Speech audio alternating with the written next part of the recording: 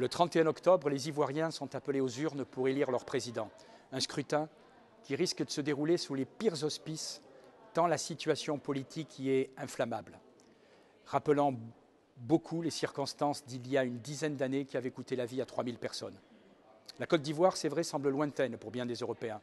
Ce qui est plus surprenant, c'est qu'elle est lointaine aussi pour ceux qui s'époumonnent habituellement pour surveiller les élections et défendre les droits de l'homme.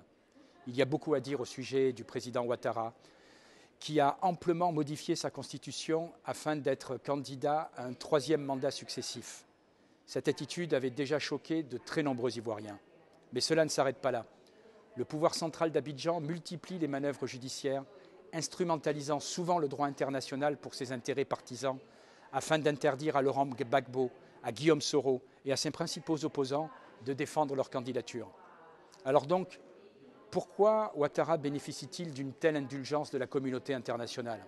D'abord parce qu'il fait partie du cénacle de ces élites mondialistes, économistes du FMI, ancien gouverneur de la Banque centrale d'Afrique de l'Ouest. C'est le candidat idéal du mondialisme en Côte d'Ivoire. Il bénéficie donc d'une très grande amitié des institutions supranationales qui préfèrent fermer les yeux sur ses agissements. Par ailleurs, M. Ouattara traite les frontières de la Côte d'Ivoire comme la gauche européenne le souhaite. Il ferme les yeux, voire encourage l'immigration étrangère dans son pays.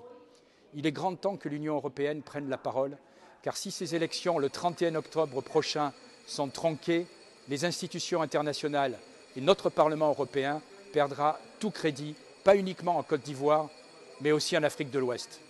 L'Union européenne paraîtra donner l'image d'actions injustes et partisanes, remplaçant les liens historiques qui unissent nos pays à certains des pays africains par des pures opérations de domination économico-financière au bénéfice de cette superclasse internationale qui est parfaitement représentée aujourd'hui par le président actuel de la Côte d'Ivoire qui, visiblement, par tous les moyens, quitte à violer la Constitution, a décidé de se maintenir.